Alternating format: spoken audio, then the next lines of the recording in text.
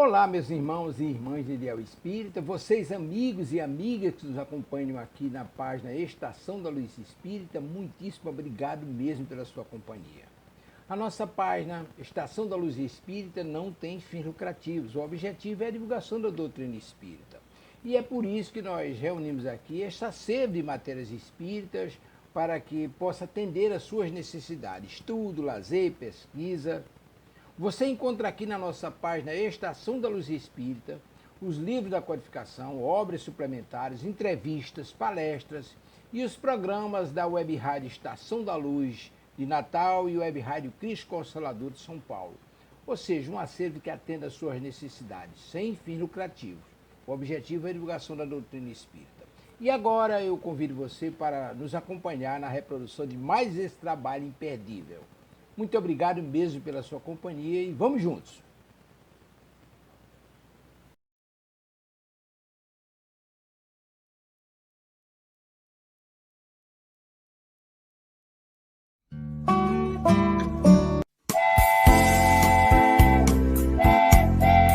Aos amigos da Web Rádio Estação da Luz.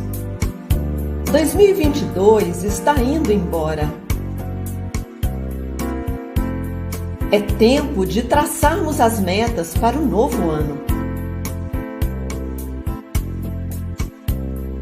A felicidade terrestre é relativa à posição de cada pessoa. O que devemos buscar para sermos felizes? Meta 1.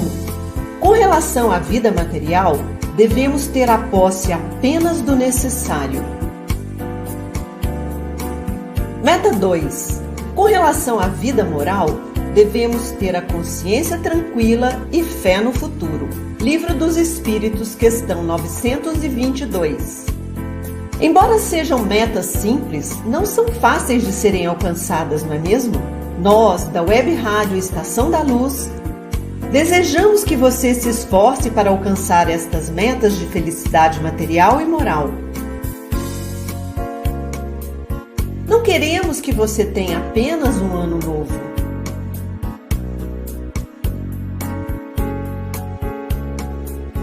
Desejamos que você tenha um novo ano e busque se tornar um novo ser, confiante em um futuro melhor, praticante do amor que Jesus nos ensinou. Muita paz em 2023.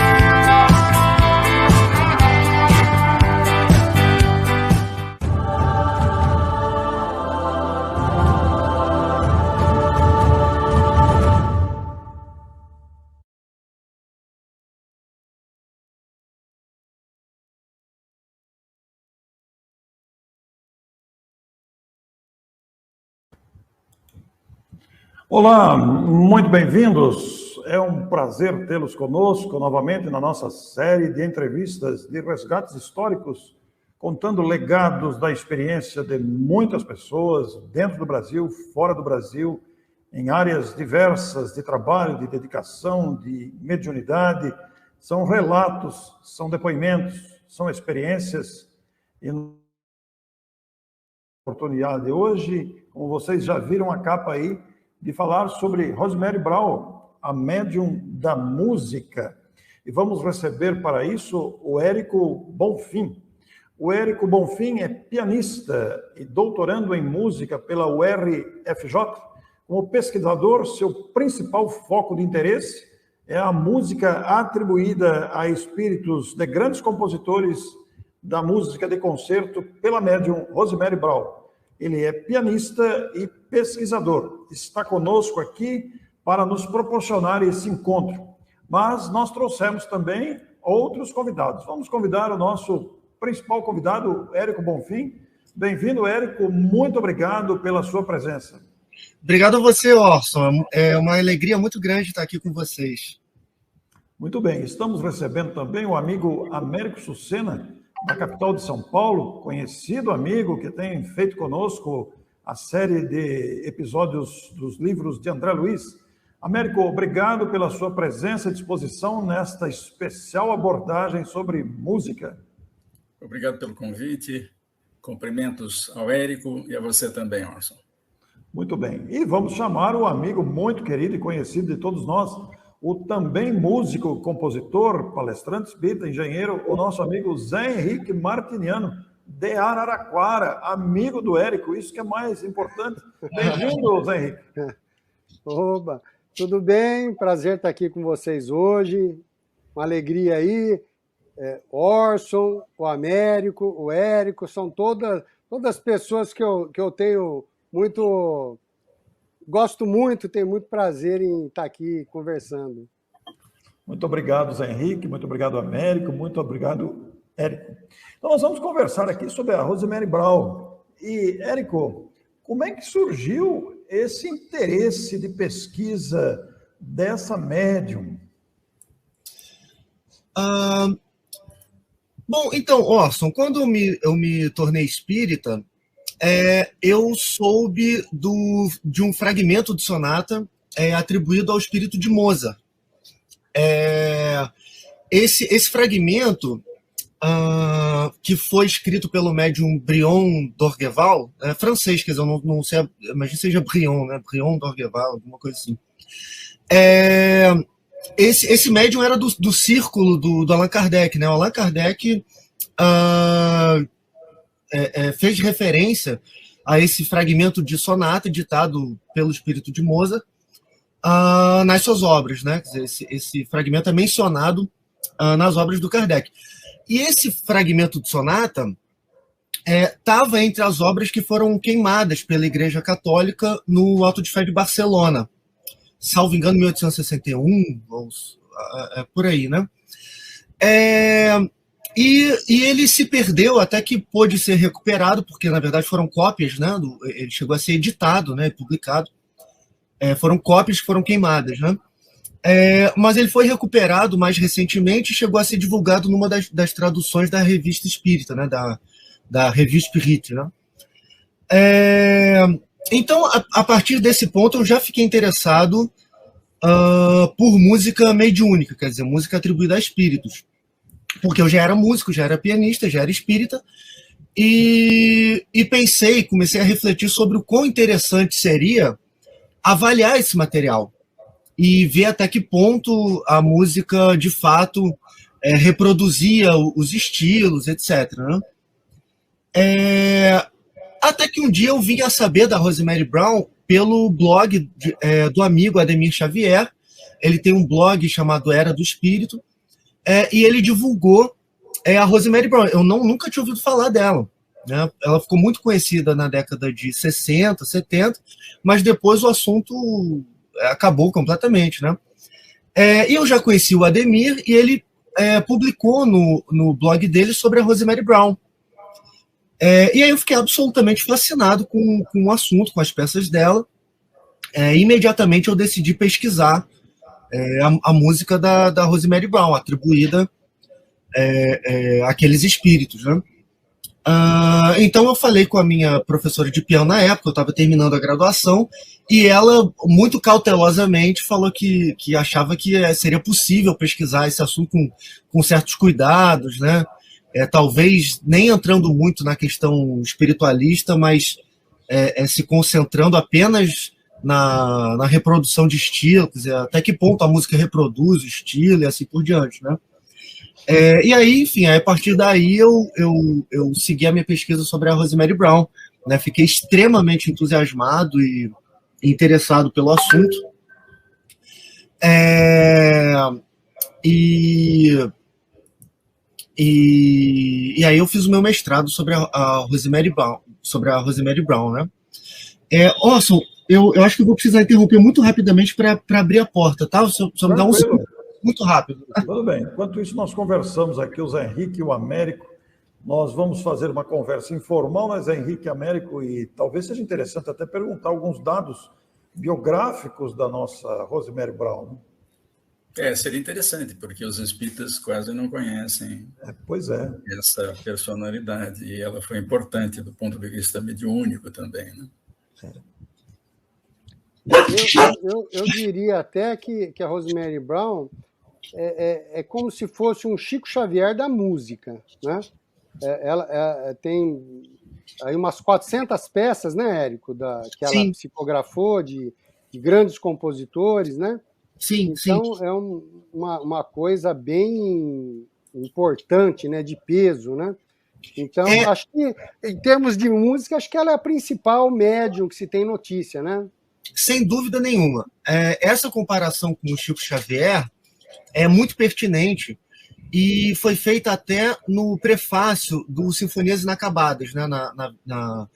No prefácio em português, né? Eu não lembro agora, não sei se foi a Elce do Brás que escreveu esse prefácio. O Orson sabe. Foi ela mesmo. Foi ela mesmo, né? E ela faz exatamente essa comparação. Ela coloca a Rosemary Brown como o Chico Xavier da música, que é bem isso mesmo, né?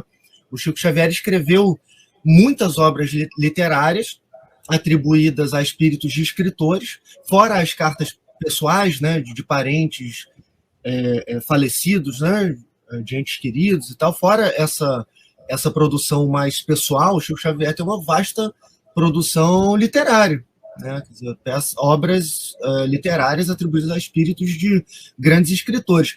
Então, é exatamente o que o Chico Xavier fez na literatura, a Rosemary Brown fez na música. E, de fato, sem dúvida nenhuma, ela é o caso mais importante de mediunidade musical. Na minha dissertação, eu até tracei um paralelo, fiz uma comparação entre o caso dela e casos de outros médiums, né? Os casos de outros médiums são muito fracos em comparação ao caso dela, em termos de resultados obtidos. Então,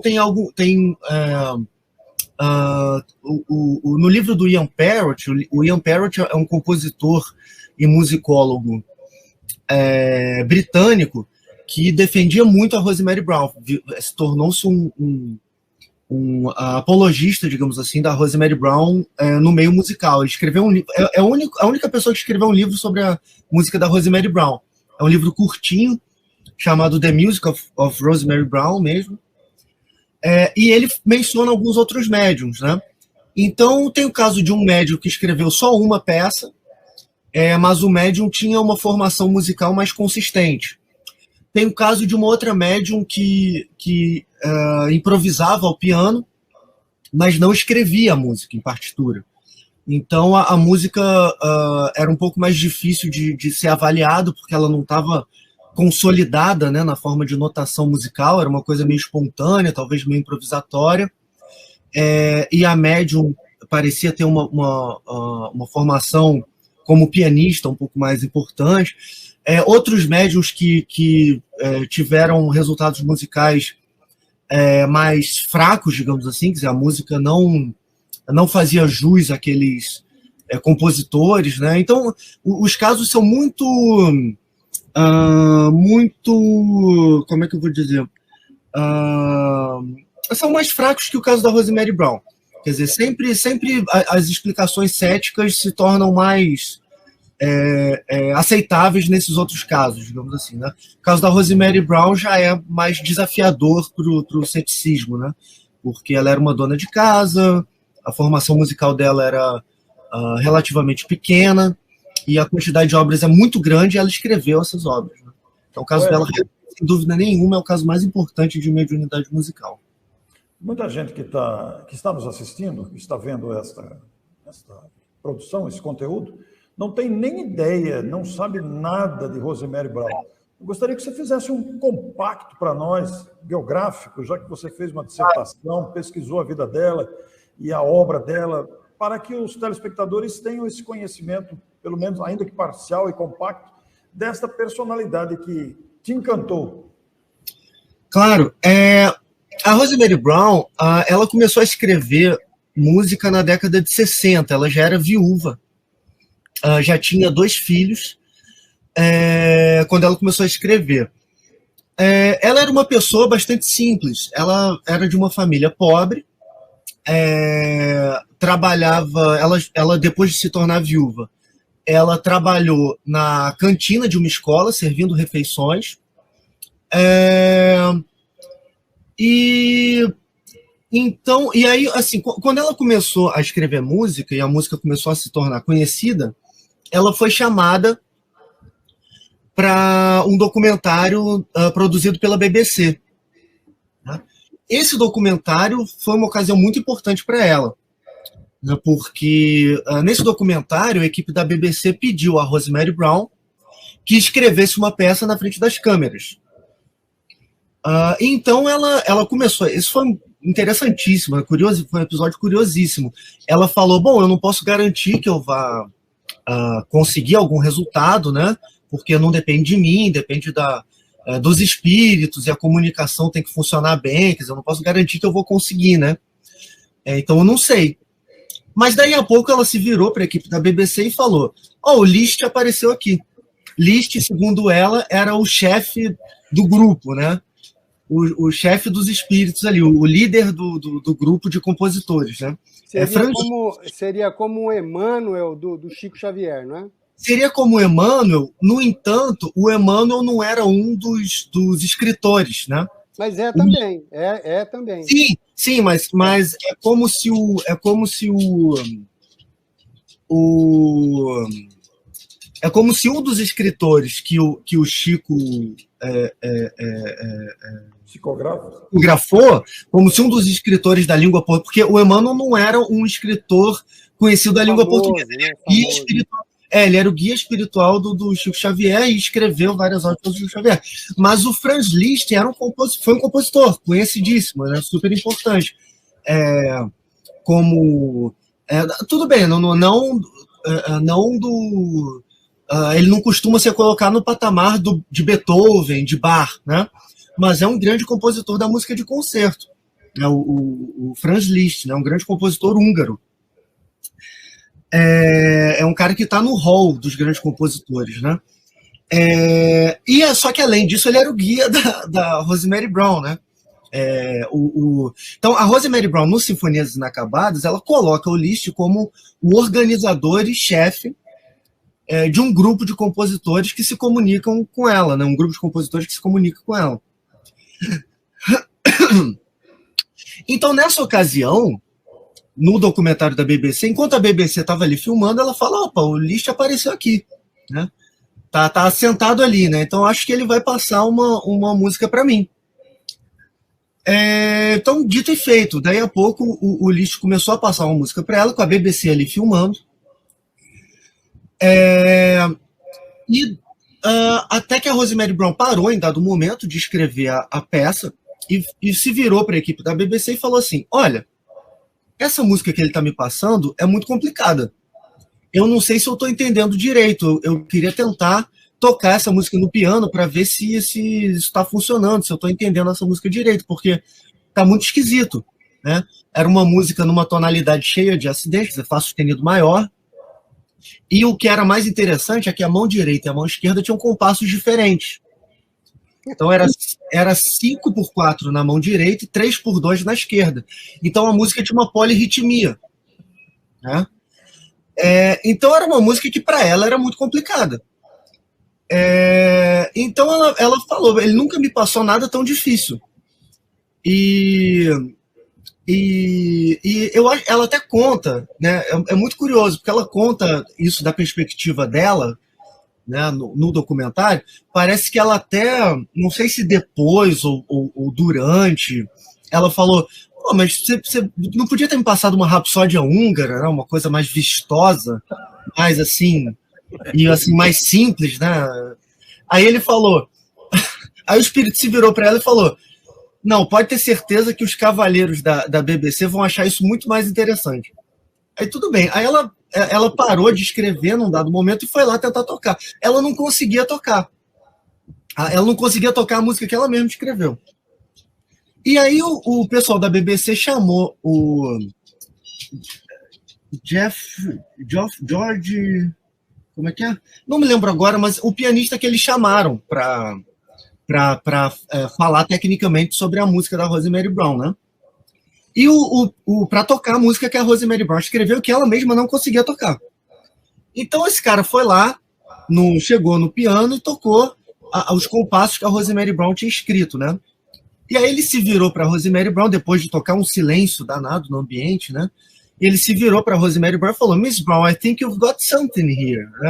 Senhora Brown, eu acho que você conseguiu algo aqui, né? Alguma coisa interessante aqui. Então, aí ela terminou de escrever a música, ou escreveu mais um pouco e terminou depois.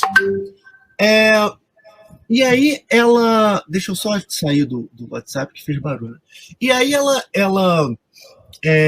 terminou de escrever a música e eles mandaram essa música para o Humphrey Searle. O Humphrey Searle era ninguém menos que o cara que mais entendia de Liszt na Inglaterra, um dos caras que mais entendiam de Liszt no mundo. Era um grande compositor. Quando você pega uma música do Liszt, por exemplo, as Rapsódias Húngaras, se eu não me engano, se você for no IMSLP, que é um portal que tem tudo que é partitura de tudo que é grande compositor, né? Porque essas músicas já caíram em domínio público, né?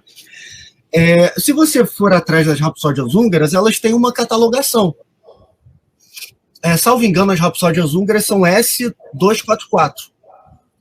Essa catalogação S, né? Então toda obra de Liszt é S1, S2, S3, até S300, né? 500, 600, acho que tem até S700, enfim, que são as obras do Liszt catalogadas, né? 1, 2, 3, 4, 5, até 700. Esse S é o S de Searle, que é o Humphrey Searle, que é o cara que catalogou a obra de Liszt. Então ele era o cara que mais entendia de Liszt, ele era um profundo conhecedor da obra de Liszt, né? Ele catalogou a obra de Liszt. E até hoje a gente usa a catalogação dele, né? Então mandaram a música que a Rosemary Brown escreveu na frente das câmeras, na hora ali com a BBC filmando, para o Humphrey Searle. O Humphrey Searle falou que, assim, elogiou pra caramba a música, né? Então vocês imaginem o quanto que isso não foi assim um fuzuê, né?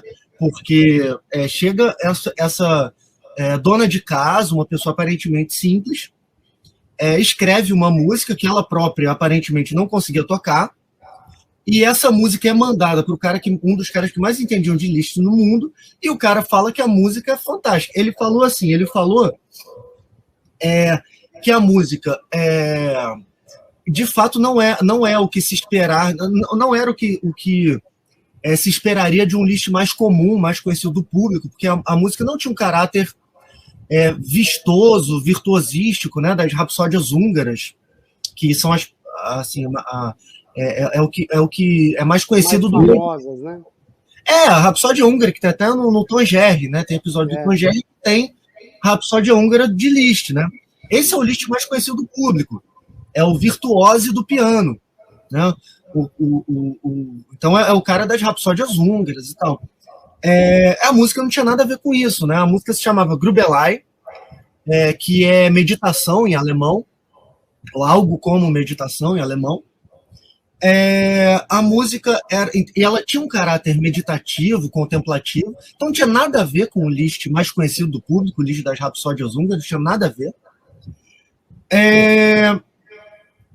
E essa peça, segundo o Humphrey Searle, né, ele coloca que é uma peça muito cromática, com uma harmonia bastante, razoavelmente experimental, cromática, né, compassos diferentes, então era uma música muito, assim, além do caráter meditativo, ela tinha certos aspectos mais experimentais, que eram condizentes e compatíveis com a linguagem da música, do estilo tardio de Liszt.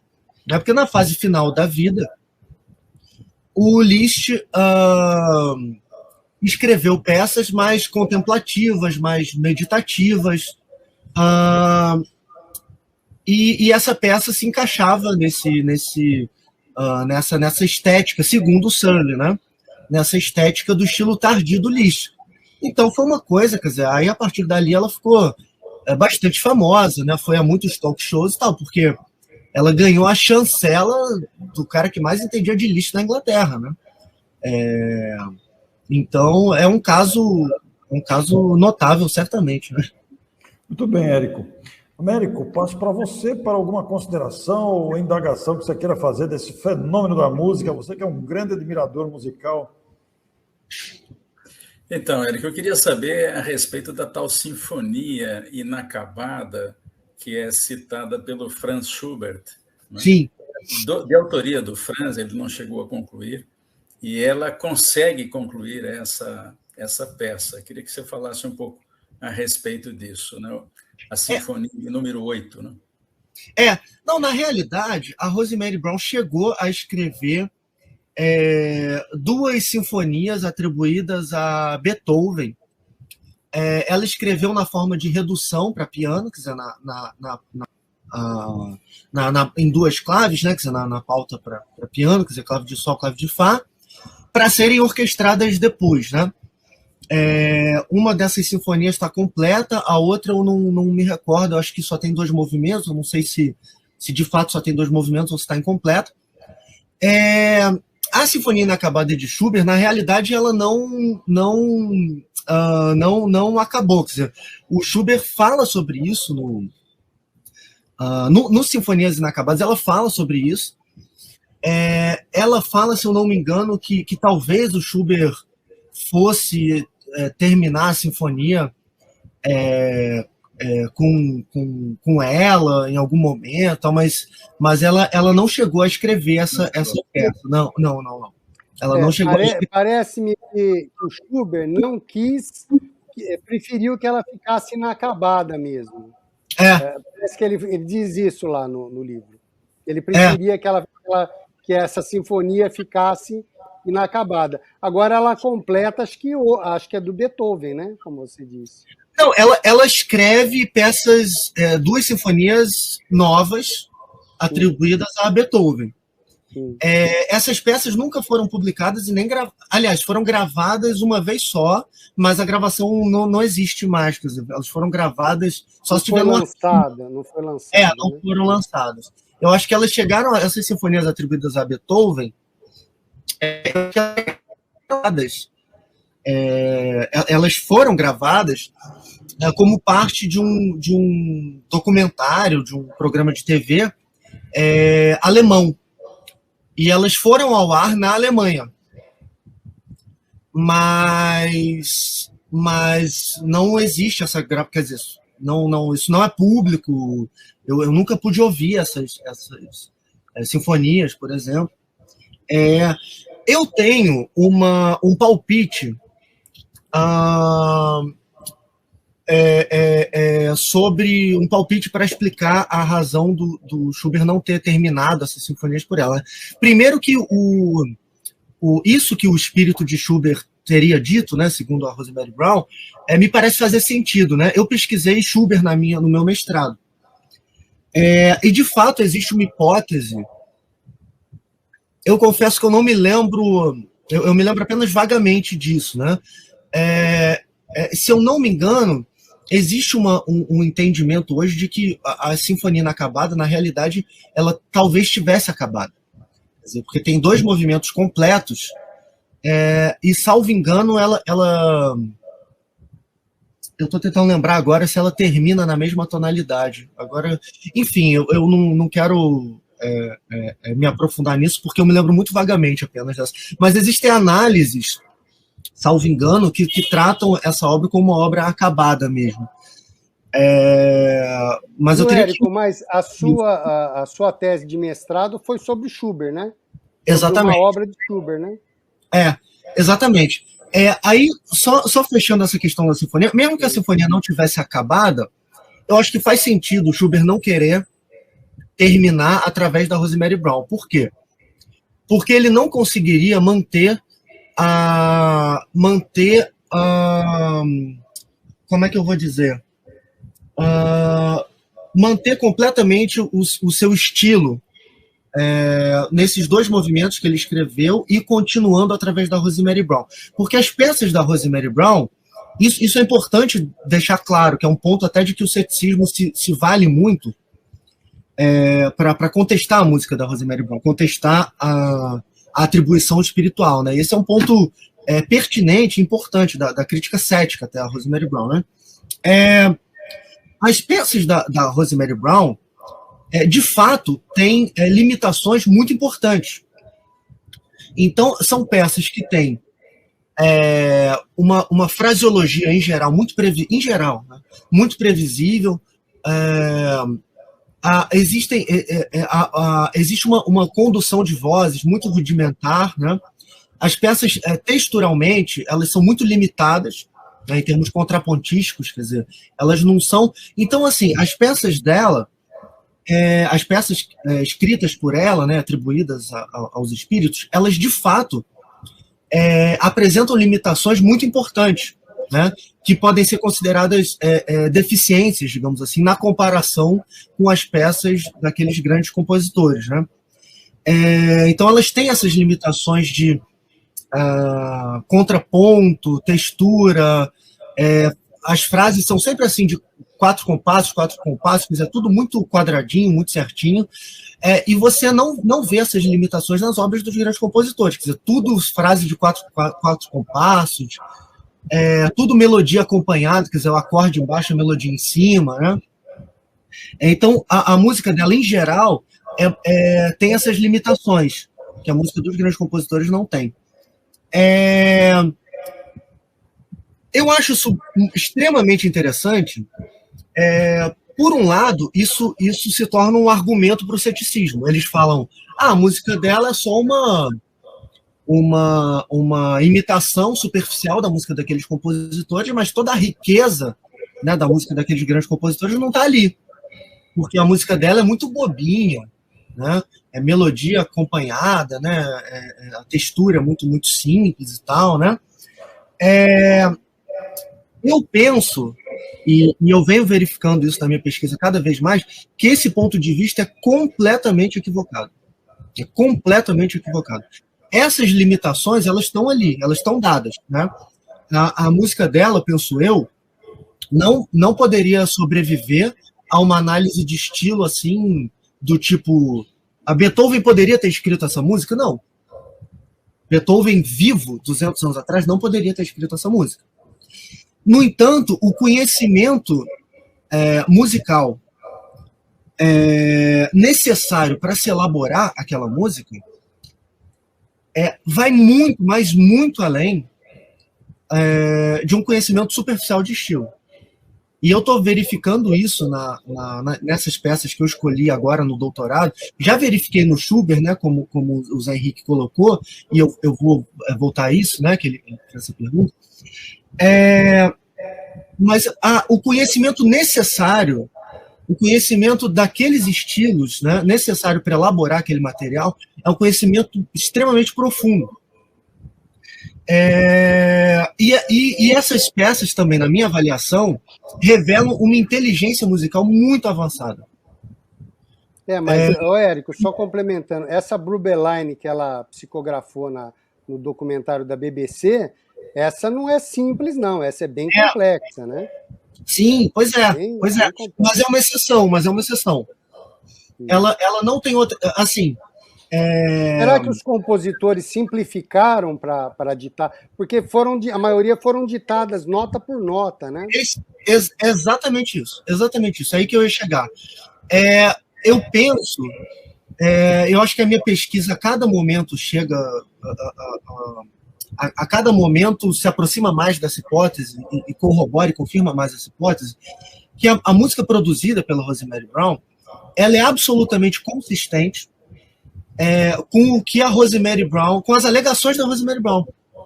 Porque o que a Rosemary Brown diz? Ela diz que ela não fala que Beethoven incorporava nela e escrevia uma sinfonia ali com as mãos dele. Ela fala que o Beethoven aparecia para ela e falava para ela cada nota de uma música, né? Ou ainda, e ela no Sinfonias Inacabadas é formidável, é interessantíssimo, porque ela detalha os processos composicionais. Isso é uma coisa que eu também revisei muito detalhadamente na minha dissertação. Ela detalha os processos composicionais dela, que são interessantíssimos. Ela fala que os espíritos apareciam para ela ou ensinando ela a tocar no piano, como um professor, né? Quer dizer, chegavam ali do lado dela no piano e ensinavam a tocar a música no piano, né? E aí depois ela escrevia. Ou então eles ditavam nota por nota. Ou eles chegavam para ela e ensinavam no piano, ela aprendia, escrevia, ou então eles chegavam para ela e falavam, colcheia lá. Não, então lá si dó, colcheia semínima, né? E ela escrevia aquilo. Então é evidente que beiraria o impossível reproduzir dessa maneira uma balada de Chopin, uma sinfonia de Beethoven, que são peças extremamente contrapontísticas, extremamente complexas. Quer dizer, seria assim, beiraria o inviável. Você imagina eu chegar para alguém e falar, né, nota por nota de uma balada de Chopin, que é uma peça extremamente... A textura é extremamente complexa, é inviável.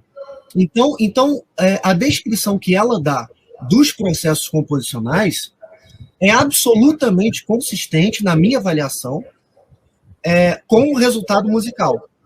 Porque o resultado musical que a Rosemary Brown obtém, ele é muito... ele tem dois extremos, ele é extremamente discrepante. Quer dizer, de um lado, você tem texturas muito simples, muito limitadas, condução de vozes rudimentar, ruim às vezes. Os ritmos geralmente são muito previsíveis, sabe? Então tem limitações muito sérias desse lado. Mas, de outro lado, a peça, estruturalmente, pelo menos as peças que eu avaliei, né?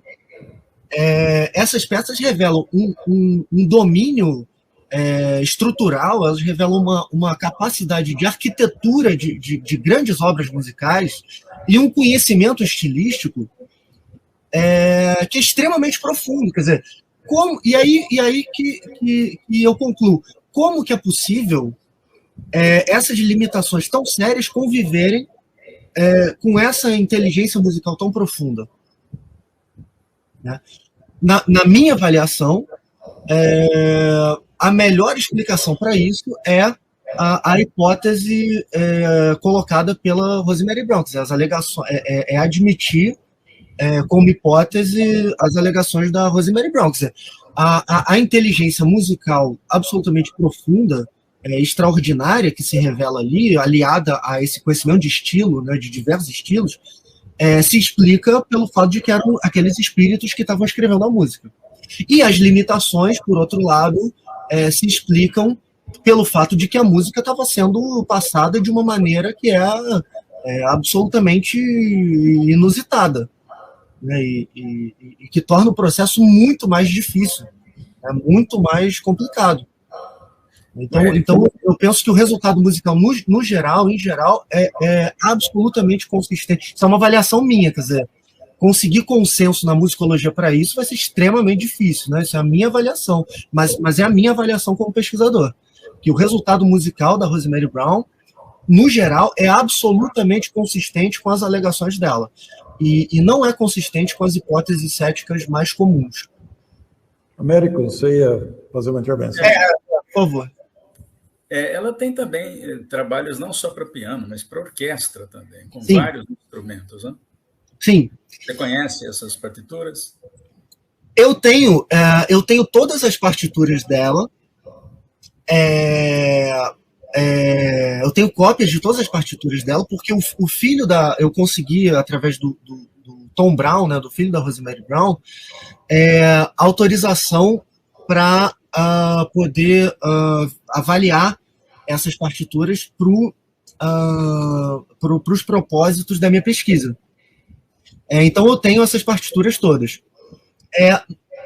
A grande maioria é para piano, né? Mas, de fato, ela tem peças para quarteto de cordas, ela tem peças, algumas para orquestra, são pouquíssimas, tem alguns duos, piano e violino, por exemplo, né? Mas se eu tivesse que chutar, eu diria que são umas 30 no máximo, que são para outras formações instrumentais. A grande maioria é para piano mesmo. Perfeito. O que também, de novo, se explica muito facilmente por essa limitação. Quer dizer, ela tinha um piano em casa, porque ela fez aulas de piano. Então, o espírito podia chegar ali e ensinar ela a tocar no piano. Desculpa, isso é muito interessante também, sobre os processos composicionais dela. Ela detalha isso muito, né? Então, ela fala que ela preferia quando o espírito ensinava ela a tocar no piano. Ela não gostava quando o espírito ditava, né? Lá, si, dó, colcheia, né? Colcheia semínima, né? Escreve aí, 4x4, armadura de lá bemol, colcheia semínima, lá, si, dó. Ela não gostava quando eles faziam desse jeito. Por quê? Porque em inglês as notas são C, D, C, D, E, F, G, C, D, E, F... A, B, C, D, E, F, G. Isso, A, B, C, D, E, F, G, lá, si, dó, ré, mi, fá, sol, né? A, B, C, D, E, F, G. Então, em inglês é A, B, C, D, F, G, né? A, B, C, D, E, F, G.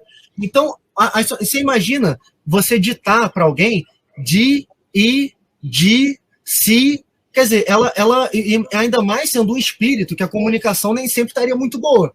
Então, o cara falava Fá, e ela entendia, o cara falava Ré, Di, e ela entendia Di, Sol. Né? Quer dizer, Di é Ré, Di é Sol, né? D é Ré, G é Sol. Então, o espírito falava Di, e ela entendia Di. Aí ela escrevia Sol onde tinha que ser Ré. Então, ela preferia quando eles ensinavam a tocar no piano, que aí ela tocava, ouvia e escrevia. Né? Viu, Érico? Eu lembro que ela falava que alguns compositores ditavam com sotaque, né? Não eram da língua inglesa. Então, o cara é alemão. Então Exatamente. ditavam com sotaque ainda. Ela falava isso também, exatamente. E ela falava que, por exemplo, o Bach era muito sério. Ela não gostava muito do Bach, né? Que era muito sério. Ele não brincava, não batia papo. Né?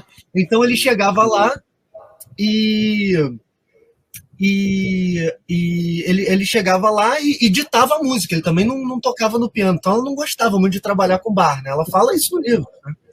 Então ela dá muitos detalhes e eu acho que o processo todo, como eu falei, eu acho que o resultado no geral, inclusive há testemunhos, isso também é interessantíssimo. Há testemunhos, eu tenho 2 testemunhos de pessoas que viram a Rosemary Brown escrever música. Né? Isso também é interessantíssimo. Tem um testemunho do Peter Dorling. Né? O Peter Dorling era um produtor da BBC e ele, como a BBC produziu um documentário sobre a Rosemary Brown, ele viu a Rosemary Brown escrever música mais de uma vez. E ele escreveu uma carta para o Ian Parrott, que é aquele compositor apologista, né, da Rosemary Brown. Eu falo apologista sem ser pejorativo, quer dizer, um cara que defendia a Rosemary Brown. Né?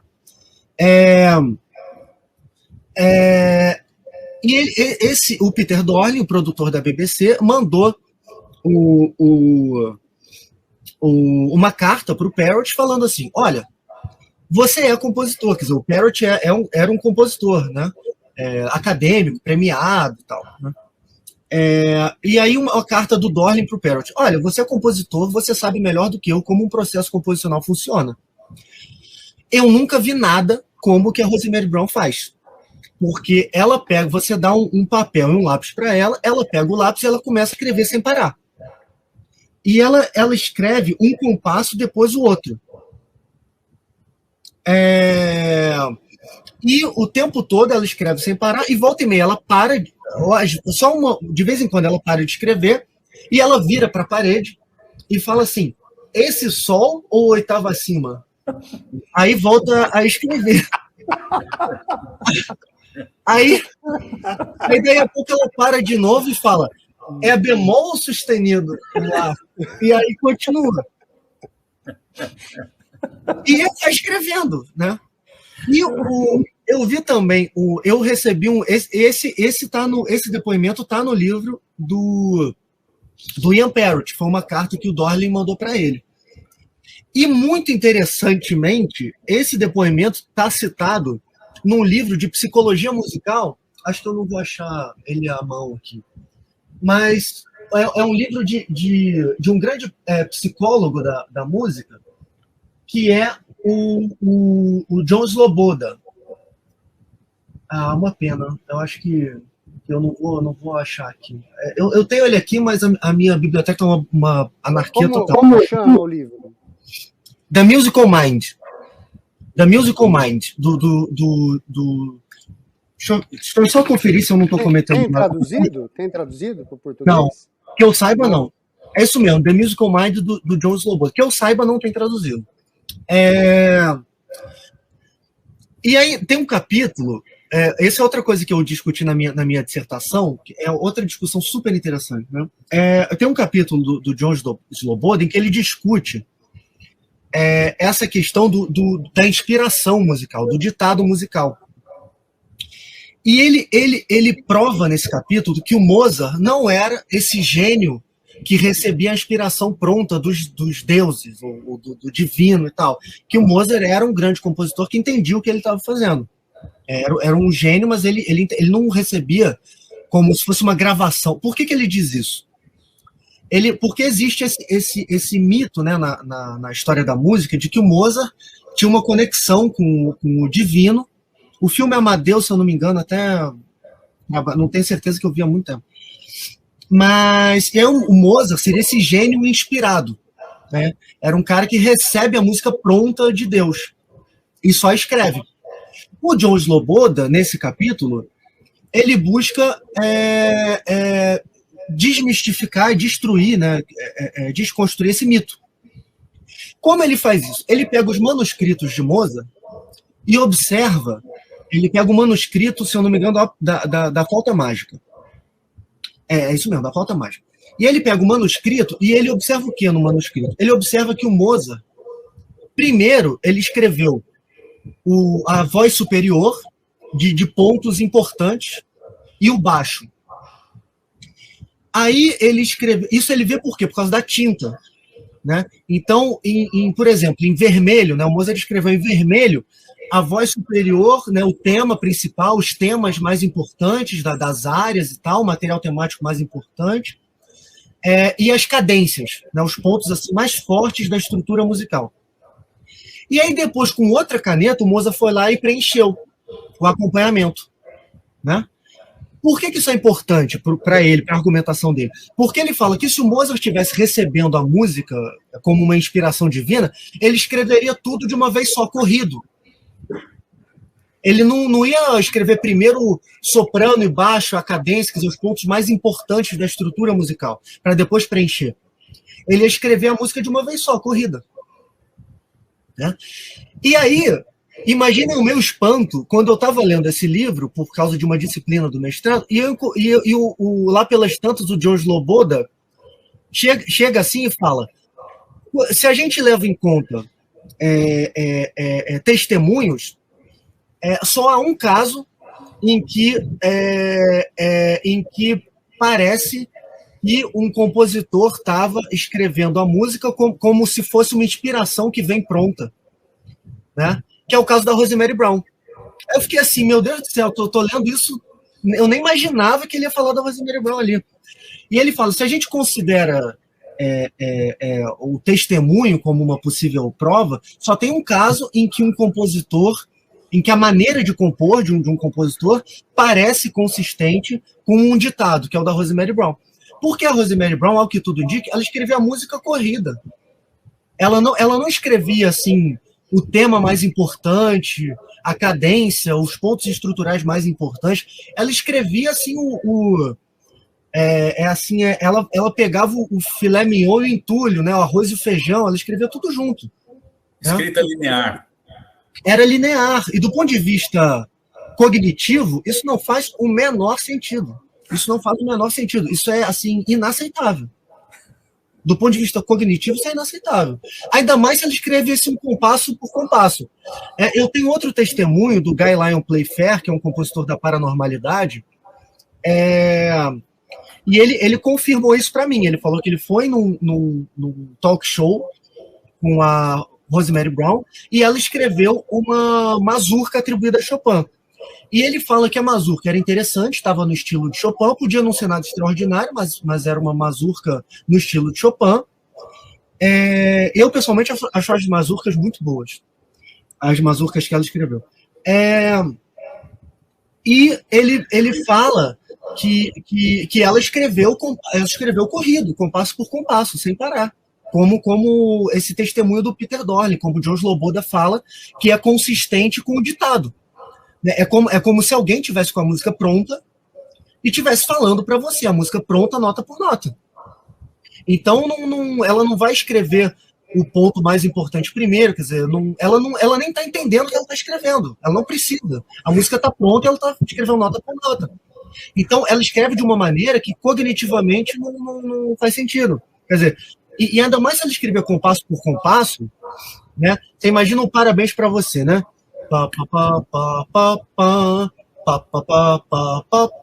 Quer dizer, o compasso ele vira no final da melodia. Se eu fosse escrever compasso por compasso, eu ia escrever aí depois eu vou escrever o compasso seguinte, aí eu paro de escrever, aí eu continuo com pá.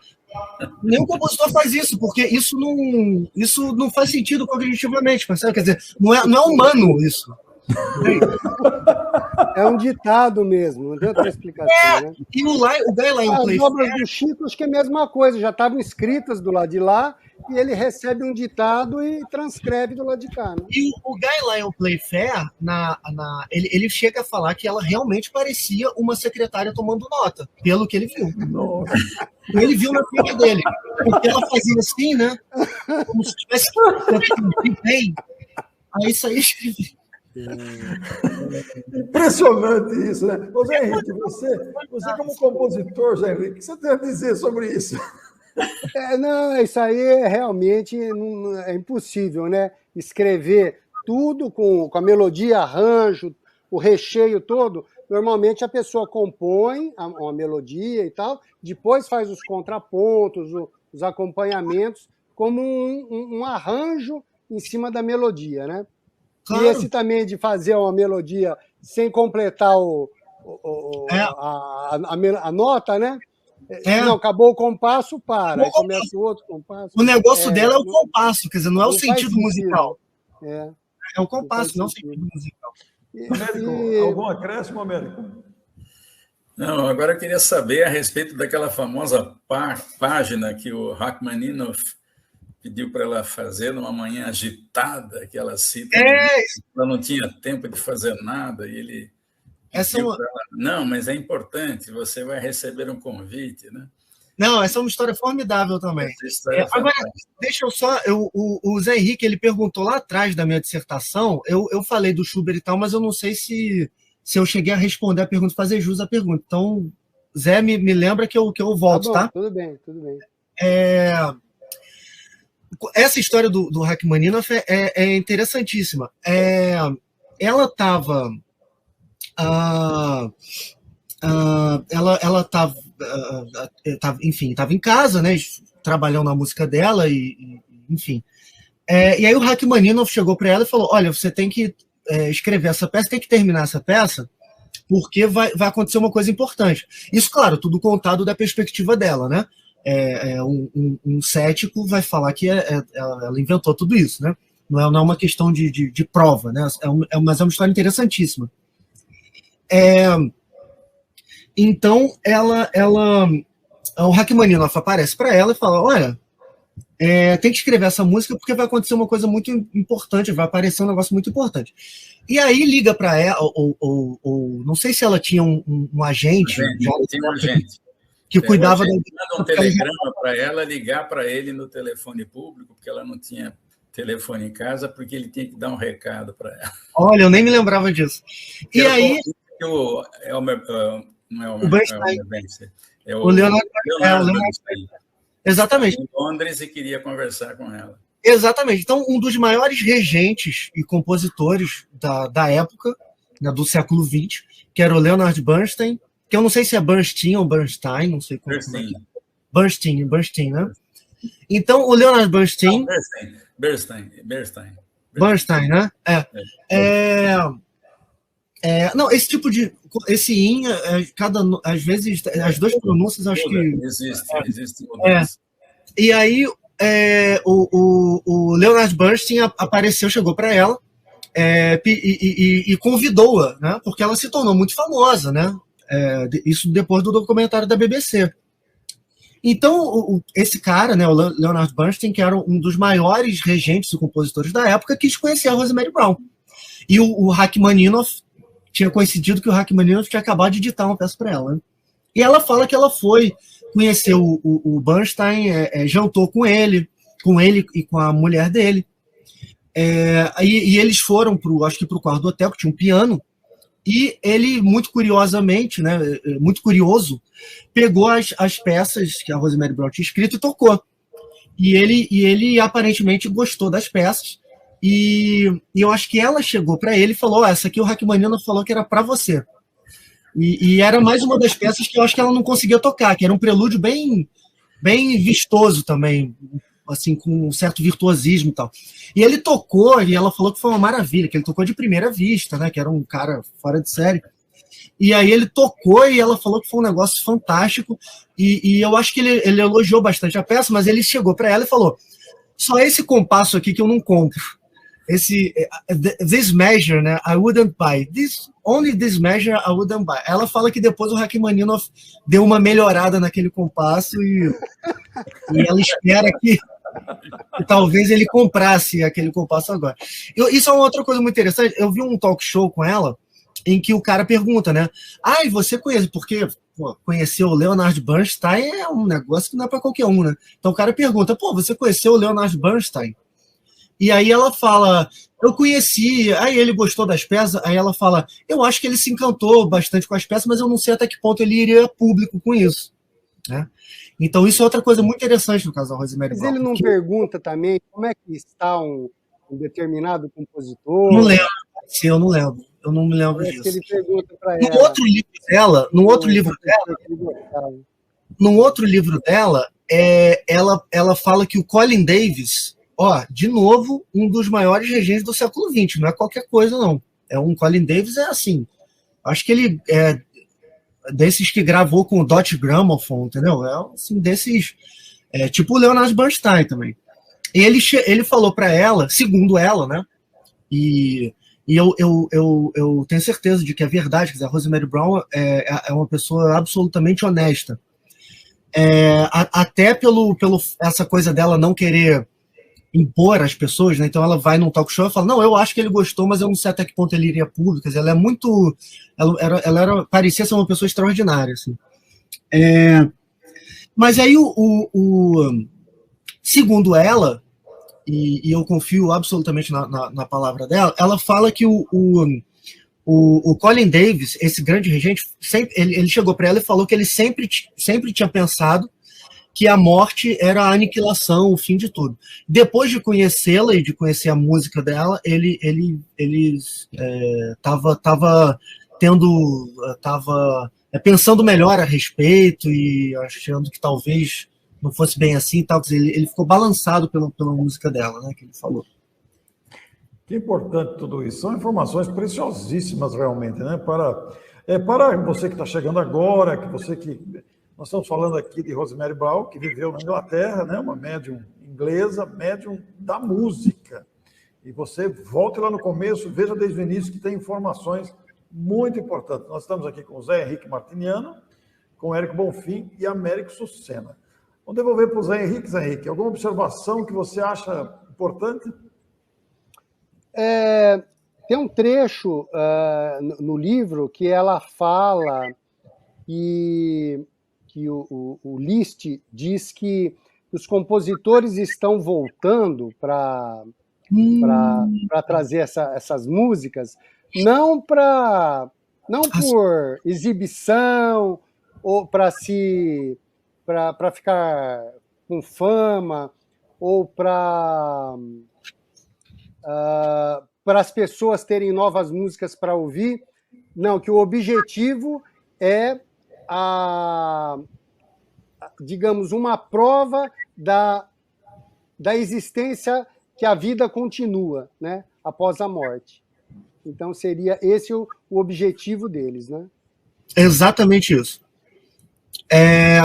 Esse é outro ponto-chave, porque isso é uma comunicação atribuída ao Tove, ao Donald Tove, que era um famoso, importante musicólogo britânico.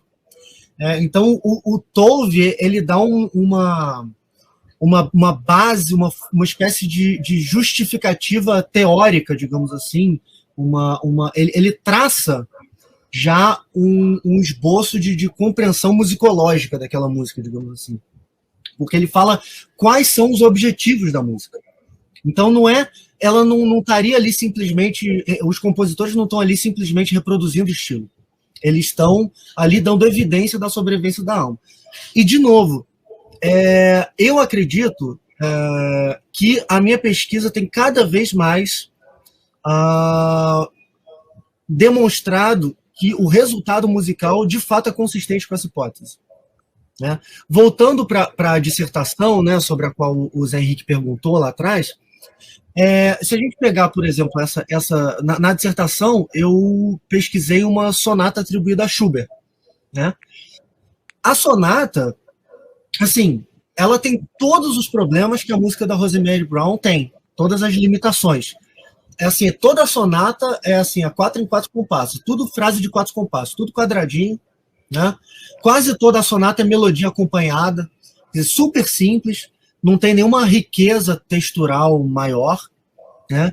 Então a música tem essas limitações, são muito evidentes, né? Então Schubert não poderia ter escrito essa sonata, penso eu. Se a gente pensar, né? O Schubert lá em 1800, ele com a mão dele, né? Ele não poderia ter saído aquele resultado musical por causa dessas limitações. No entanto, essa única sonata, no seu primeiro movimento, ela tem uma exposição de 3 tonalidades, um tema... Depois eu vou falar o que é isso, qual a importância disso. Né? Ela tem uma exposição... Só o primeiro movimento dela tem uma exposição de 3 tonalidades. O tema subordinado não é preparado pela transição, ele entra numa tonalidade como uma surpresa. O desenvolvimento é articulado em grandes blocos transpostos e a recapitulação é fora da tônica. Não importa tecnicamente o que isso significa, mas todas essas características são características absolutamente centrais do tratamento de Schubert da forma sonata. Todas elas. Por que isso é formidável? Porque não é jamais de se esperar que todas essas coisas se apresentem reunidas num único movimento. Se eu pegar essas características, elas são típicas. Vamos pegar, por exemplo, a exposição de 3 tonalidades. O mais normal é uma exposição de 2 tonalidades. O Zé Henrique vai me entender. Então, por exemplo, você tem um primeiro movimento de sonata em Dó maior. A exposição da sonata começa em Dó e termina em Sol maior. Aí depois, na recapitulação, fica em Dó maior. Né? Então, na exposição da forma sonata, você tem um primeiro tema em Dó maior e um segundo tema em Sol maior. Isso é o normal. O que o Schubert faz? Ele pega, por exemplo, entre o Dó e o Sol, ele coloca uma outra tonalidade. Mi bemol maior, Lá bemol maior, negócio que não tem nada a ver com a história. Então, ele vai de Dó para Sol, mas ele não tem nada a ver com o negócio. Ele inventa um negócio ali no meio. Isso é o que a gente chama de exposição de 3 tonalidades. Isso é um elemento central da forma sonata em Schubert. Ele inventa isso. Claro que não é que ele tenha inventado, existem alguns antecedentes, mas isso é uma marca dele, muito importante. No entanto, ele só fez isso em 1/3, cerca de 1/3 das formas sonatas dele, quer dizer, dos movimentos dele. Nos outros movimentos ele fez o normal. Ele foi de Dó, terminou em Sol. Só em 1/3 que ele faz a exposição de 3 tonalidades. Por que, no entanto, a exposição de 3 tonalidades é vista como o elemento típico dele? Porque nos outros compositores isso não acontece. Né? Então, mesmo que ele Nunca só acontece, né? Nunca acontece. Beethoven, por exemplo, tem uma ocorrência, quer dizer, uma coisa absolutamente excepcional. Não tem, existem alguns precedentes, mas o Schubert ele faz com regularidade. Então, mesmo que isso só aconteça em 1/3 das músicas dele, essa regularidade já é suficiente para você dizer que isso é uma marca dele. Então, você imagina, vamos imaginar, por exemplo, que um âncora de um telejornal, ele de segunda a sexta, de segunda a quinta, ele apresenta o telejornal de terno e gravata. Todo âncora se apresenta de terno e gravata, não isso tem nada de diferente. Mas no 6º dia ele aparece de camisa regata rosa com bolinha amarela. Toda sexta-feira ele faz isso. Ele só aparece de camisa regata rosa com bolinha amarela 1/5 das vezes. Né? Porque de segunda a quinta é terno e gravata. Só na sexta que ele aparece de regata com rosa com bolinha amarela. Mas ele vai ser conhecido por quê? Pelo terno e gravata ou pela regata rosa com bolinha amarela? Ele vai ser conhecido pela regata rosa com bolinha amarela, mesmo que ele faça isso numa minoria das vezes. Porque no contexto mais amplo, aquilo é que é determinante. Certo? Então, com o Schubert é a mesma coisa.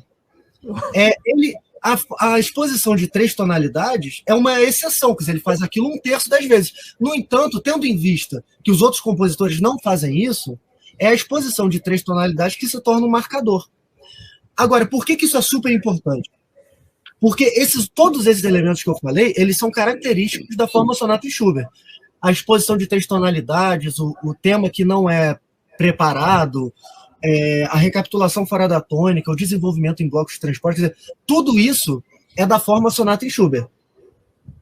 Mas nenhum desses elementos acontece na maioria das peças de Schubert.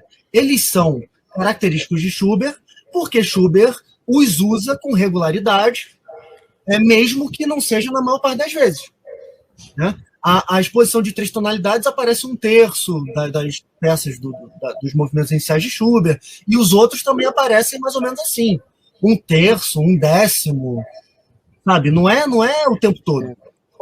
Érico, deixa eu fazer uma pergunta. Agora, se a gente for levar para esse lado técnico de musical, todos os compositores de todos os tempos utilizaram a escala diatônica, que é o Dó, Ré, Mi, Fá, Sol, Lá, Si. E a Rosemary Brown nos trouxe uma nova escala, né? que não é...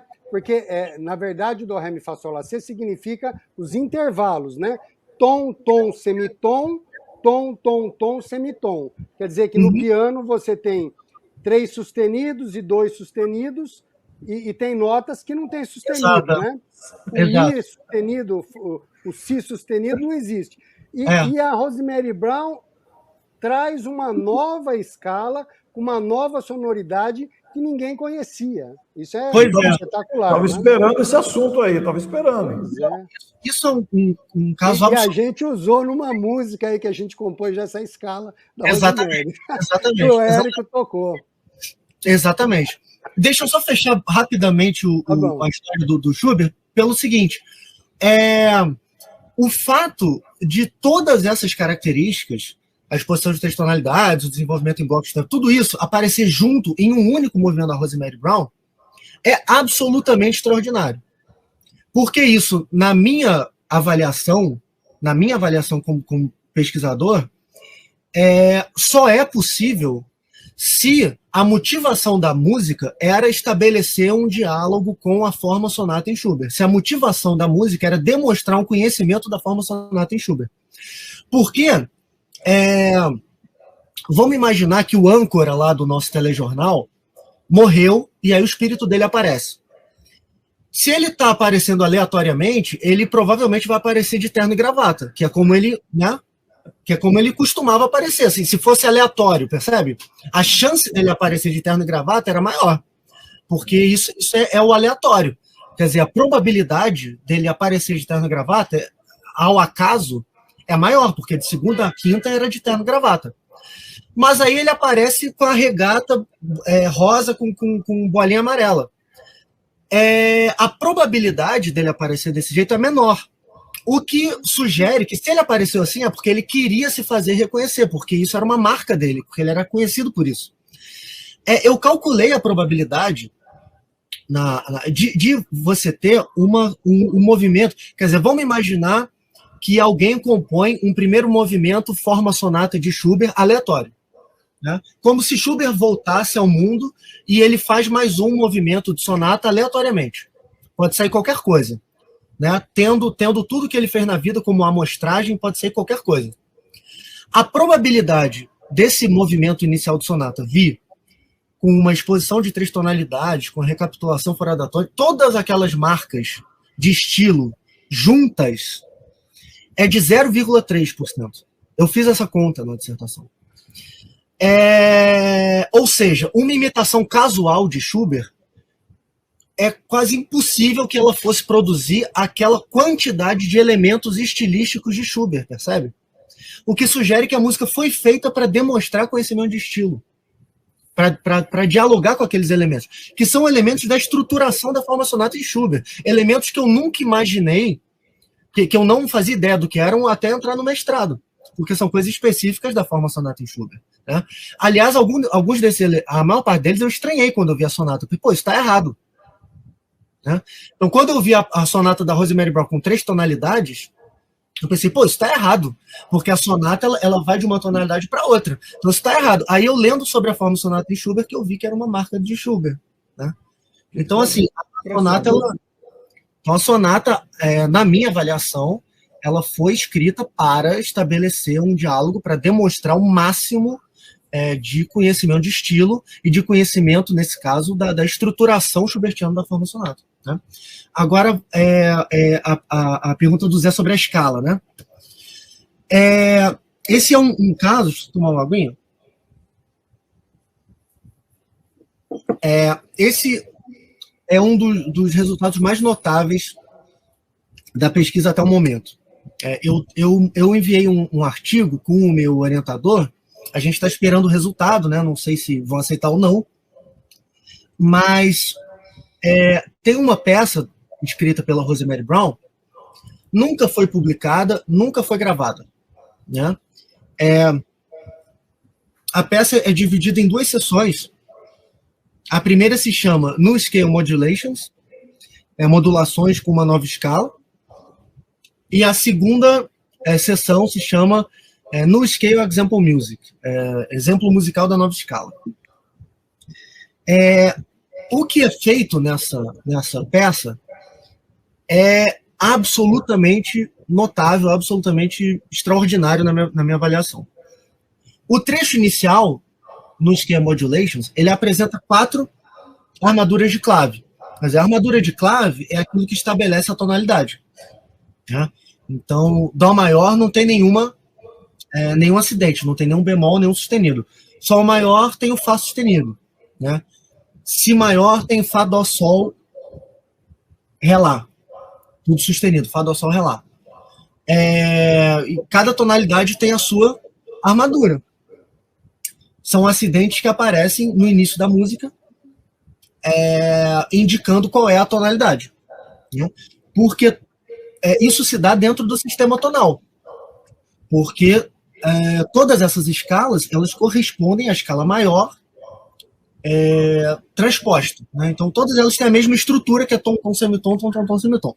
Bom, o que a Rosemary Brown faz nessa peça é inventar uma armadura de clave. Aliás, ela inventa uma escala. Essa escala, ela se manifesta em 4 armaduras de clave diferentes. Essas 4 armaduras de clave, os acidentes, os bemóis e os sustenidos, eles resultam nessa mesma escala. Quer dizer, a gente pode saber qual é a escala inferindo essa escala a partir dos acidentes. Então é quase como um sistema musical alternativo, né? Isso não é comum na música, quer dizer, alguns compositores trabalharam com armaduras de clave inventadas, né? Notadamente a Bela Bartók. Não sei se o Kodály também trabalhou com isso, não tenho certeza. O Bartók é o cara mais conhecido por fazer isso. Ele inventava armaduras de clave, né? Bartók, que aliás era húngaro, e meu conhecimento de Bartók é muito superficial, mas presumo eu, inventava armaduras de clave trabalhando com modos folclóricos húngaros, modos característicos da música húngara. Quer dizer, escalas alternativas características da música húngara, né? Então, a música húngara, em vez de ter dó, ré, mi, fá, sol, lá, si, dó, si, lá, sol, fá, mi, ré, dó. A escala húngara é dó, ré, mi, fá, sol, lá, si, dó, si, lá, sol, fá, mi, ré, dó. Pra gente é exótico, né? Dó, si, lá, sol, fá, mi, ré, dó, né? Ela tem 2 segundas aumentadas. O Orson acha que você está desafinando a escala do Ré, Mi, Fá. Exatamente. Eu acho que estou dando meus primeiros passos. Soa estranho. Por quê? Porque ela tem o Lá bemol, a húngara, ela tem a escala Verbund, a cigano-húngara, ela tem o Lá bemol, quer dizer, em Dó, né? Ela tem o 3º grau abaixado, ela é a escala menor harmônica com o 4º grau elevado, ela é muito específica. Bom, mas aí o Bartók, ele inventava armaduras de clave. Mas o Liszt não. O Liszt nunca fez isso. Mas ele era húngaro também, ele trabalhava com modos húngaros. Assim como depois dele Bartók. Nessa peça, essa peça é atribuída a Liszt, né? E nessa peça, o espírito de Liszt, né, tomando a alegação da Rosemary Brown, né, como verdadeira, o espírito de Liszt inventa 4 armaduras. Essas 4 resultam numa mesma escala. O que é absolutamente extraordinário nessa escala e na maneira como a escala é usada é que essa escala faz uma ponte entre entre os modos cigano-húngaros e a Zukunftsmusik, quer dizer, a música do futuro, de Liszt e Wagner, né? Porque o Liszt pega os modos húngaros e liga com isso que a gente chama de música do futuro, quer dizer, com o modernismo, né? Então ele pega essas escalas húngaras e usa essa escala para estabelecer novas harmonias que fogem do tonalismo, transformações harmônicas cromáticas, assim por diante. E a maneira como a escala é usada é absolutamente notável nesse sentido, né? Essa escala, a maneira como ela é usada, revela um conhecimento da música de Liszt, é uma coisa absolutamente extraordinária. Quer dizer, eu cheguei na... Tanto é um exemplo aí, né, Érico, dessa escala, né? Como assim? Um exemplo aí para mostrar para a gente que, porque assim, quando a gente ouve qualquer música que a gente está acostumado dentro da escala diatônica, né, Dó, Ré, Mi, Fá, ela tem uma sonoridade. Essa escala já tem outra sonoridade. É como a música dodecafônica, né, do Schoenberg, que você ouve, você fica aquela coisa meio desafinada, então é uma coisa que o Schoenberg criou. Exato. Ele não usa mais a escala nossa, ele usa as 12 notas, né? Que é os 5 sustenidos e os 7 notas mais 5 sustenidos. E essa escala que o Liszt transmitiu pela Rosemary Brown, ela não é nem uma coisa nem outra, ela está no meio ali, ela tem uma outra sonoridade. Exato. Ela tem uma outra estrutura, né? Ela pode ser exemplificada como a escala a partir de Ré bemol, tendo Ré bemol e Sol sustenido. É a transposição com menos acidente, né? E assim, essa peça é uma peça curtinha e assim, é uma verdadeira joia. Quer dizer, eu, como eu falei com vocês, né, eu escrevi com o meu orientador um artigo sobre essa peça. A gente mandou o artigo. Depois de eu mandar o artigo, quer dizer, esse artigo eu cheguei a mandar para o cara que talvez mais entenda do uso de escalas que o Liszt fez, dessas escalas verbuncos, como ele chama, né, escalas cigano-húngaras e tal. E ele leu o artigo e ele ficou absolutamente maravilhado com o artigo, que foi enfim, para mim foi um feito extraordinário, quer dizer, porque nesse artigo eu mostro como essa escala inventada pela Brown se relaciona e dialoga com as escalas que o Liszt usava. E ele leu o artigo, esse cara, a pesquisa dele é em Liszt, o nome dele é Sheiloya, e ele é o cara que ele está na vanguarda da pesquisa sobre o verbuncus em Liszt. Quer dizer, sobre o uso, a manipulação que Liszt fazia dessas escalas cigano-húngaras. E aí eu mandei o meu artigo falando de como essa escala atribuída a Liszt pela Rosemary Brown dialoga com o uso que o Liszt fazia dessas escalas verbuncos, e ele, esse cara que mais entende disso no mundo, um dos caras que mais entende disso no mundo, leu o artigo e ficou, sabe, concordou e elogiou muito e tal. Então, para mim isso foi uma coisa assim, absolutamente extraordinária, né? Não sei se o artigo vai ser aceito ou não, porque tem muita resistência. Mas mesmo que não seja aceito, quer dizer, o cara que mais entende disso, sabe, deu um joinha.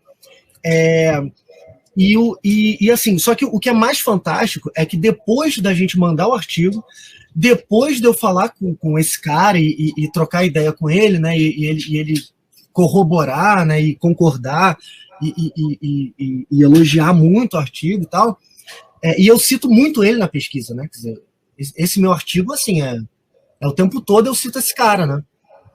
O Sheiloya. Bom, mas aí depois de mandar o artigo, depois de falar com ele, eu descobri mais um mar de coisas nessa mesma peça. Quer dizer, eu tô decidido a escrever um outro artigo continuando, assim, porque assim, eu mapeei muito melhor a origem da escala, quer dizer, como que essa escala surgiu e outras implicações da escala e a maneira como a escala é usada, quer dizer, surgiu depois de eu mandar o artigo e depois de toda essa riquíssima troca com o Sheiloya, eu descobri mais um mar de coisas relacionado a essa peça. Então, assim, é uma fonte inesgotável de material e de diálogo com a inteligência musical daqueles compositores. É isso que a Rosemary Brown nos dá, na minha opinião. Muito bom, Érico, muito bom. Nós estamos com 1h20, acho que devemos partir para o encerramento, para não ficar muito longo. Mas antes, Américo, você gostaria de fazer alguma observação, Américo? Depois de uma aula de música, para mim que sou leigo, rapaz. Olha, eu não sou leigo, mas parece que sou depois dessa aula. Meu Deus, quanta informação, rapaz. Ô, Américo, você toca algum instrumento também? Sim. Qual? Quer dizer, tocava, né? Piano. Piano? Piano. Olha, estou descobrindo isso agora, ao vivo, eu nunca soube disso. E tocava peças eruditas? Não. Mais bossa nova e jazz. Tá. Meu Deus do céu, mas quanta informação, viu? Olha, nós queremos agradecer muito, viu, Érico? A gente só não continua para não transformar a live ficar muito longa em extensão, e porque eu tenho outra live agora daqui a pouco. Beleza, maravilha. Mas olha, vamos aqui usar aqui rapidamente, 1 minuto cada um, para nos despedirmos dos nossos telespectadores. Eu começo pelo Zé Henrique. Zé Henrique.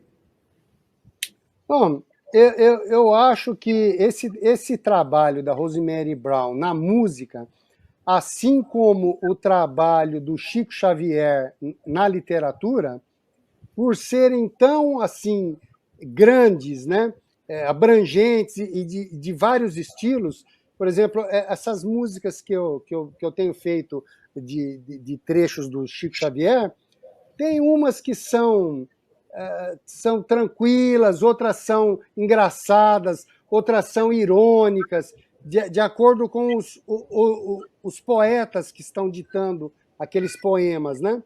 Então, eu acho que isso tem tanta divergência no estilo, que é impossível você atribuir que o Chico Xavier consiga imitar todas essas pessoas e saber dos romances históricos do Emmanuel, dos livros de ciência do André Luiz, dos livros super bem escritos do Humberto de Campos, né? Então, é uma coisa quase que uma prova científica que ele só pode ser um médium que recebe essas coisas. E a Rosemary Brown, eu acredito que seja da mesma forma. Que acho que são mais de 12 compositores, né, Érico? Né? Mais, então, com certeza. Então, é uma coisa muito abrangente, muito diversa, para alguém chegar e falar, não, ela imita, né, o estilo. Não é possível. O Zé Henrique, muito obrigado. Inclusive, eu quero agradecer de público aqui o Zé Henrique, que foi o contato que nos aproximou do Érico. Ganhamos uma aula de música hoje, apesar da minha ignorância com música, mas pelo menos eu gosto de ouvir, a gente vai aprendendo. Pelo menos iniciei o meu aprendizado, né, Américo? Sempre tem o dia de iniciar. Américo, devolvo para você, Américo. Nada que algumas encarnações não resolvam. Bem, eu fiquei encantado também com Rosemary Brown quando li o livro Sinfonias Inacabadas, sobretudo também pela qualidade moral desta mulher. É digno de nota. Que bom. Américo, muito obrigado pela sua presença também. E, Érico, eu te dou 1 minuto aí para aquilo que você achar importante para concluir aqui e agradecermos aos nossos telespectadores. Eu agradeço demais aos três, foi uma conversa maravilhosa, fiquei muito feliz com a oportunidade. Orson, Zé Henrique, Américo, foi super legal.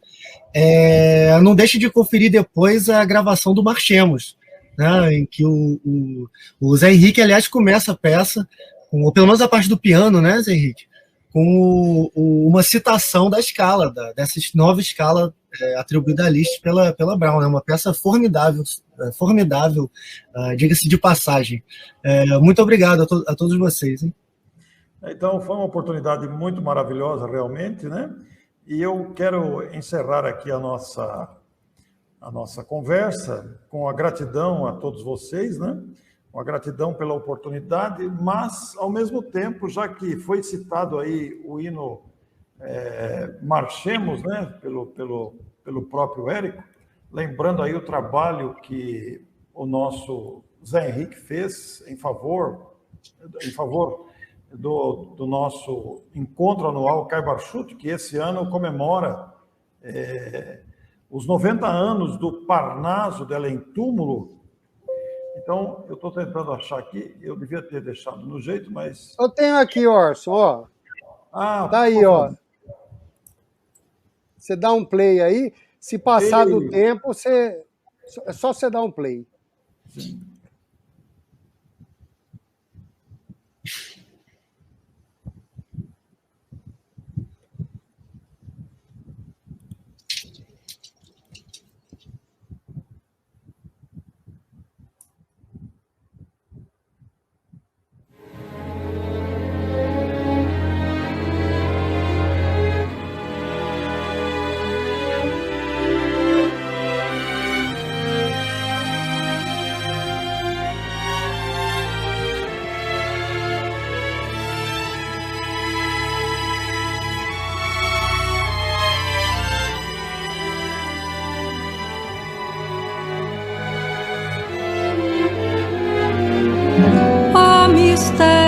Peregrinos no mistério do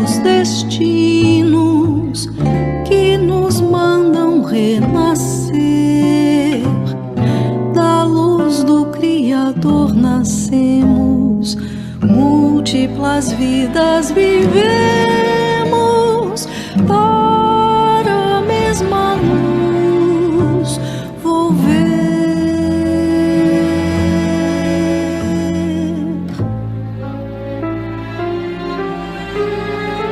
Há mistérios peregrinos no mistério dos destinos que nos mandam renascer. Da luz do Criador nascemos, múltiplas vidas vivemos para a mesma luz volver. Buscamos na humanidade as verdades da verdade, sedentos de paz e amor. E em meio dos mortos-vivos, somos míseros cativos da iniquidade e da dor. É a luta eterna e bendita em que o espírito se agita na trama da evolução. Oficina onde a alma presa forja a luz, forja a grandeza da sublime perfeição. É a gota d'água caindo no arbusto que vai subindo, pleno de seiva e verdor, o fragmento do estrume que se transforma em perfume na corola de uma flor. A flor que terna, expirando, cai no solo fecundando o chão duro que produz, deixando um aroma leve, na aragem que passa breve nas madrugadas de luz. É a rija bigorna, o malho, pelas fainas do trabalho, a enxada fazendo pão. O escopo dos escultores transformando a pedra em flores, em carraras de eleição. É a dor que através dos anos, dos algozes, dos tiranos, anjos puríssimos faz, transmutando os neros rudes em arautos de virtudes, em mensageiros de paz. Há mistérios peregrinos no mistério dos destinos que nos mandam renascer. Da luz do Criador nascemos, múltiplas vidas vivemos para a mesma luz volver.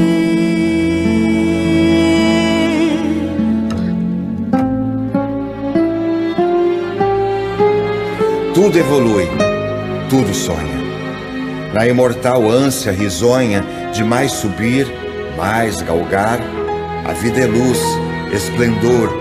Deus somente é o seu amor, o universo é o seu altar. Na terra, às vezes se acendem radiosos faróis que esplendem dentro das trevas mortais.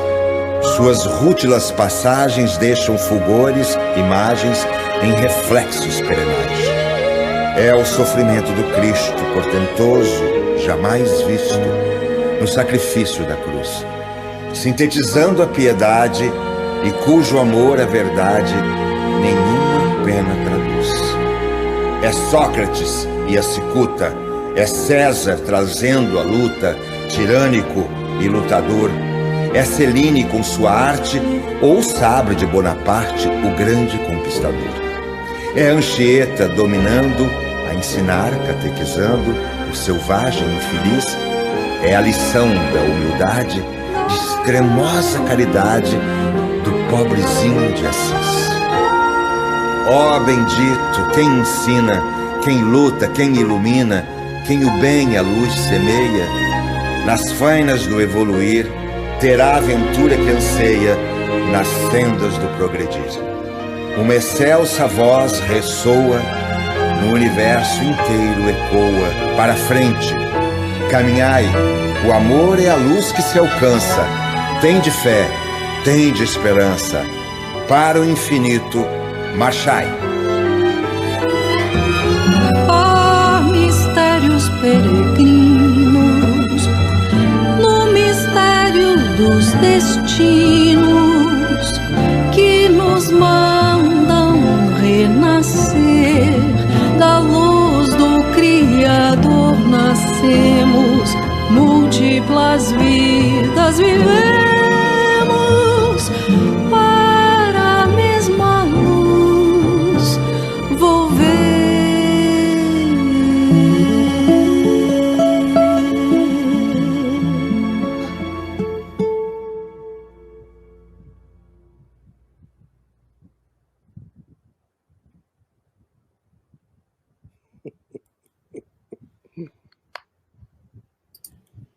maravilha, hein?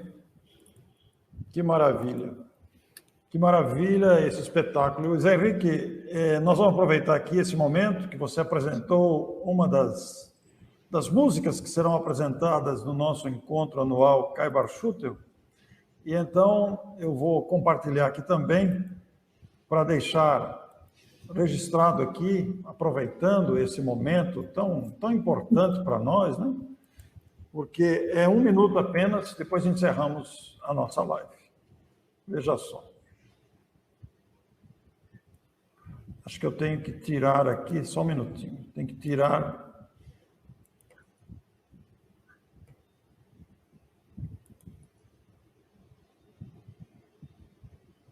Deixa eu achar aqui.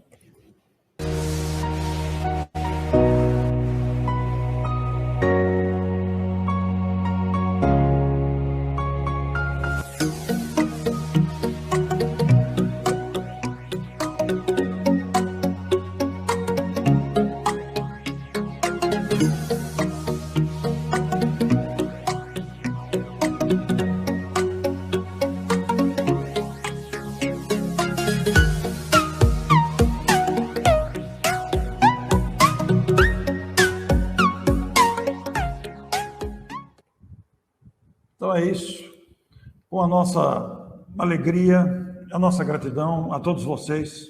Muito obrigado, meu caro Érico, e até a próxima. Um grande abraço a todos, com a nossa alegria e a nossa gratidão por este momento tão importante. Até mais. Até mais. Você ouviu o programa Orson 9. Chegamos ao final da nossa atividade. Muitíssimo obrigado mesmo pela sua companhia e espero você no próximo evento.